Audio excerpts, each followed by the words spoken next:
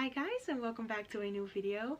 So today is quite a different video compared to my usual kind of videos. So for this video I decided to make a let's chat video where I just talk about basically anything really. So I asked on my Instagram if you guys had any questions or any topics you would like me to discuss, and I collected a few of them and I have them on my phone right here, which I'm gonna talk about in this video.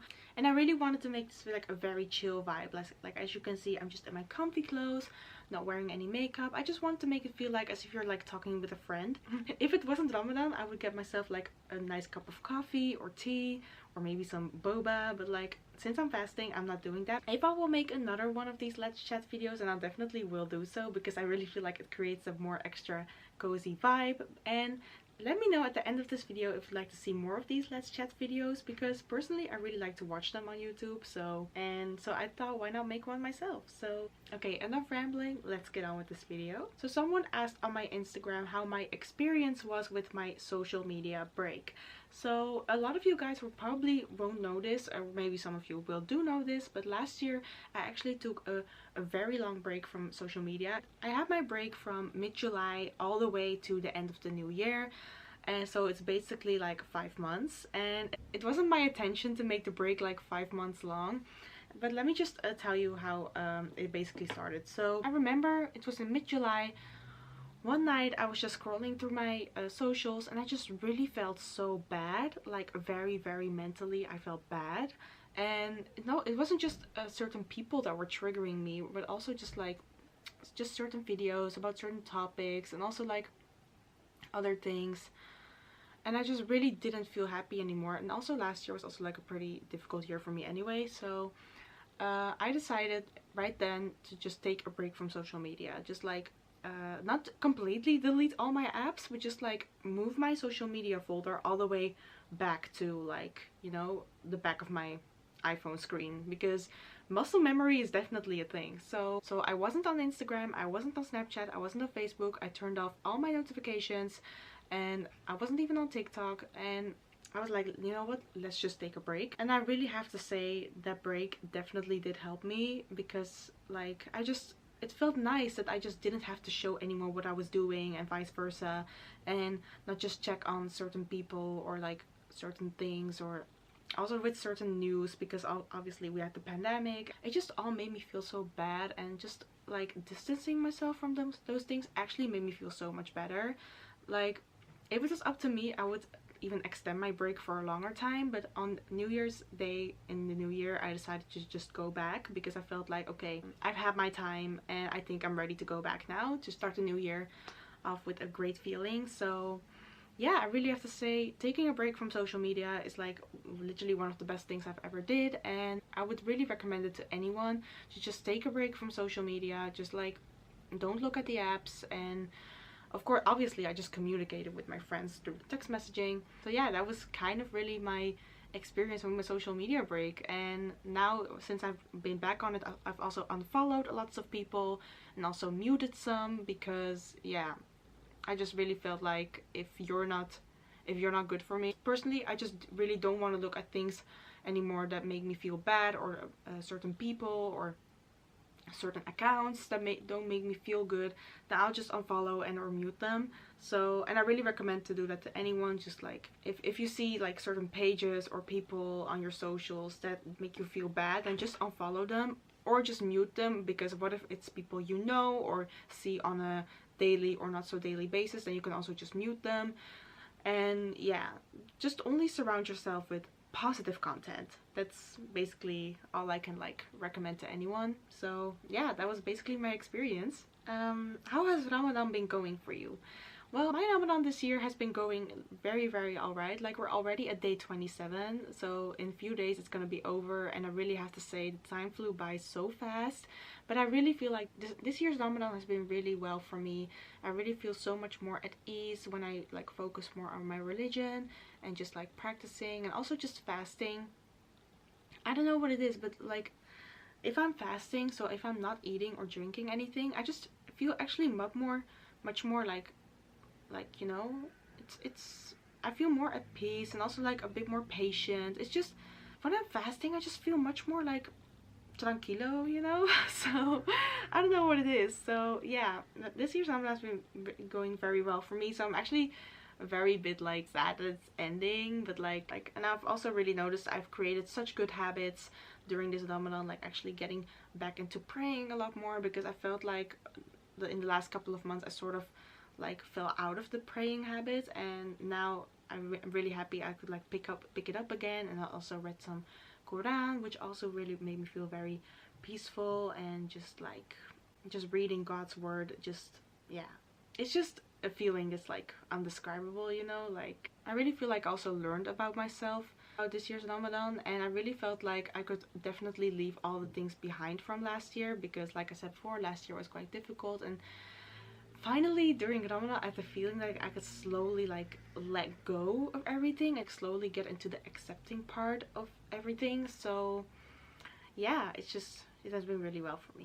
Someone inserted fear of missing out while working on a specific goal, and I actually feel like this is a very good one, because obviously everyone has like certain goals they want to achieve, but also at the same time they really feel like they're probably just like missing out on a lot of things because they're so focused on working on that specific goal. Personally, I've had moments like that as well. I was literally like working, grinding, everything non-stop, and it just really felt like I was missing out on a lot of stuff. And then I also just really felt like I wasn't taking it easy, and when you feel like you're so caught up in everything, then I can definitely like get that you feel like you're missing out on things. What I can say is basically like take sufficient breaks, because obviously working towards a goal, it doesn't go straight like to one line. It's definitely a long journey, as if you're walking on a mountain. And of course when you're walking up until the mountain, of course you take breaks and just like take everything in, look at the scenery around you. It's sort of, you can basically like compare it to that. Like when you're working on specific goals, like it's okay to like take breaks sometimes and actually like live in the moment, you know, because I also sometimes feel like that I'm not living in the moment because I'm constantly focused on that specific goal. So it's just very important to just like still make time for your hobbies, make time for your friends and family, just really like make time for everything while you're still working on that goal. Like of course you'll get there, but it's just also just enjoy the life you're living at this moment. My opinions on marriage. Okay, so this is also pretty interesting. How I look at marriage, it's like you're just in a relationship, but it's like official by like y'all are actually officially on paper. It can be in some ways beneficial, but also like in some ways it cannot be. Like think about financially, and I understand there are some people who really don't see the need of getting married, but personally I would love to get married one day. It's just I have to find the right partner for it first. Yeah, and it's just having that feeling of just like that someone is like officially yours on paper. Like a lot of people would think it would give you like a lot of certainty that the person is going to be with you for the rest of your life. Personally, I feel like that doesn't always have to be the case. Like, oh, if I marry this person, that person's just going to stay mine forever 100,000%. Like divorces still exist, you know. Like there can be some things happening in your marriage and like that will just lead to a divorce. And also one of the other benefits is like to acknowledge, is that the right word? Like to acknowledge your child. So when you're getting a child, you guys will automatically be the parents, because I believe that when you're not married and you're having a kid, then it's gonna be a bit difficult to like be like acknowledged. So yeah, I really see marriage as a good thing, and yes, I would love to get married one day. Just have to find the right person for it first. Being comfortable with being single. So I think this is also a very nice topic to talk about, because I really feel like there's this like stigma on being single. Like being single is seen as something negative, like, oh, you're single, I feel bad for you, oh, you must be very lonely that you don't have anyone to like do fun stuff with, or maybe cuddle with, or anything, or being intimate with. Like personally, I really don't see being single as a bad thing at all. Like for example, I am single and I've been living my best life, to be honest. So yeah, it's just I really don't think being single has to be a very bad thing, like because I really feel like society is like created in a way that like being single is a bad thing. Like for example, everywhere you go, some like advertisements are so focused on like couples, and like for example, Valentine's Day has become like this very commercial thing that's like with couples and everything. And also how it's portrayed in the entertainment industry, like in movies, TV series, music. The single person's always like being pitied on. And personally, I really don't think that's okay, because of course people will like be influenced by that, and they will think, oh, I need to have a relationship, or I'm not as successful, or I won't be happy if I'm not in a relationship.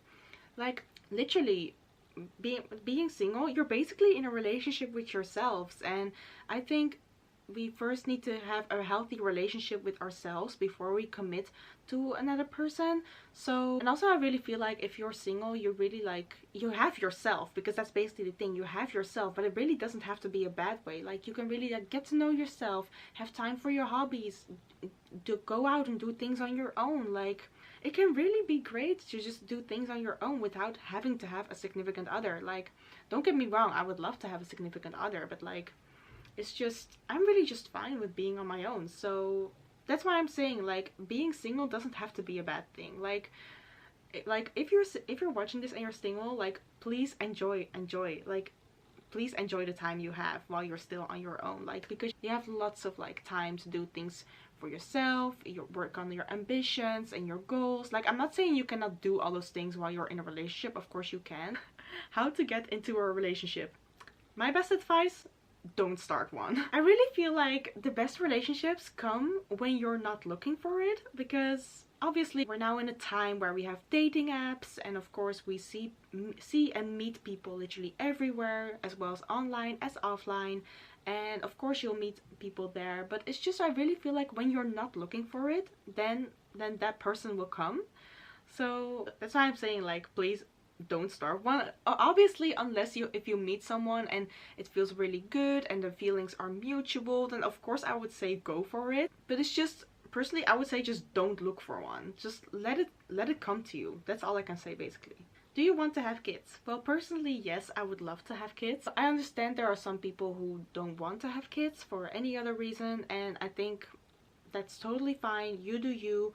Like, I really feel like some people who actually don't want to have kids are like very like looked down upon. Like, oh, why don't you want to have kids? Like, it's just, if someone doesn't want to, then just let them be. Like, personally, yes, I would love to have kids. Maybe like, I would love to have like maybe 2, but the max would be 3. I don't care if it's just gonna be all boys or all girls or a mixture of them. Just, yeah, I would love to have kids, but I respect and understand anyone's choice, really. Like, I don't think we should like enforce people to have kids, like, because nowadays it's just, everyone really has their own path in life, and if they feel like kids aren't a part of it, then so be it, basically. So yes. Toxic friendships. Yes, about toxic friendships, I can definitely say a lot about those things, because I have unfortunately been in toxic friendships. I'm not specifically saying that person was always a toxic one. Like, of course, maybe I also had some toxic traits which I learned from. But if you would ask me how to deal with toxic friendships, like, of course the best advice would be like, don't deal with them at all. But like, I can really imagine, and I've definitely been there as well, that it can be quite hard sometimes to actually get out of that toxic friendship. I honestly don't really know what kind of best advice I would give to someone, because just saying like, oh, just get out of the toxic friendship is quite easy to say, but I can really like understand that for some people it's just quite hard to get out of that friendship, especially if you guys have had some great memories, or if that person does have their good side. It can be quite hard. So personally, then I would say, like, if you feel like you're not ready to just end the friendship completely, then just slowly like distance yourself from them, because we all know the best thing would be just get out of it completely. But I just understand that it's not just an easy decision to make for some people. If it's like very easy for you and you're someone who's like, I don't deal with bullshit, if you're being toxic for me, then I'm out. Very good for you, like, applause. But like, if it's just quite hard for you, then I would just say just slowly distance yourself from them, or just try to talk to them. But if you feel like talking is not gonna work, or if you guys do talk and they react like very insensitive, or they don't sympathize with you at all, or they really invalidate your feelings, then I would just say there is the door. Personally, how I got rid of toxic friendship is, one of them actually did end the friendship with me, which made it like, obviously it was still painful, but it made it like, at least I didn't have to take the step of actually ending it. It's just with toxic friendships, and also with toxic relationships in general as well, like, it's just very important to know your worth. Just you have to stand still and be like, okay, what do I deserve? So, but please don't think that like all the toxic things you're going through that you deserve them, because you definitely don't. No one does. So yeah, just basically the best advice would be like, don't deal with them. When all your friends are living a very successful life, like being married, having kids, having a great job, and you feel left behind, I really understand that you would get a feeling like, oh, everyone else has already have everything sorted and I don't. And not gonna lie, I've also been one of those people who felt like that as well, like, because for example on social media and also like people around me, I saw a lot of people my age like buying a house or getting engaged, getting married, having kids, or having a very great job. Seeing those things also sort of made me feel insecure about myself sometimes, because obviously I am 24 and I'm still living at home. Don't get me wrong, I'm literally grateful for everything that's been going on. It's not that I'm ungrateful, it's just sometimes I just do feel quite insecure about it as well. Like I just really feel like I'm in a delay, or is there something wrong with me? But like honestly, the best thing I can tell you is you're not early, you're not late, you're on time. Everyone just has their own path, their own pace, and literally anyone's life can be different. And don't forget, the grass can always look greener on the other side. Like for example, that one friend you're sort of envy because she already has a nice husband or a beautiful child and having a very great job. Maybe she's fighting with her husband every single day. Maybe she really dislikes her job. And at the end of the day, on social media, everyone only shows their good side. So like I said, the grass can always look greener on the other side. So please don't think that all those people are very happy and like or having everything sorted, because maybe they're like just as struggling as you are. It'd be easy for me to say, oh, just don't worry about it, but it's like, all I can say is your time will come. In the meantime, just focus on your own thing, focus on your goals, focus on your ambitions, and literally everything will come together, I promise. Tell us about your love life. Which love life? I don't have one. And the final thing I want to talk about is something I see as a very important topic, which is mental health. I had some things about anxiety or how to get over depression. First of all, I am definitely like not a mental health professional. I'm definitely not like a therapist or a psychologist. Obviously I'm a social worker, but I really feel like this is still like a bit outside of my knowledge, if you know what I mean. What I can tell from experience, since I have like struggled with mental health for a very long time, still do really, is just really like seek help. And I know it's like very easy to say, because I know there are a lot of people who find it very scary to seek help or really feel like that talking to a professional is not gonna work.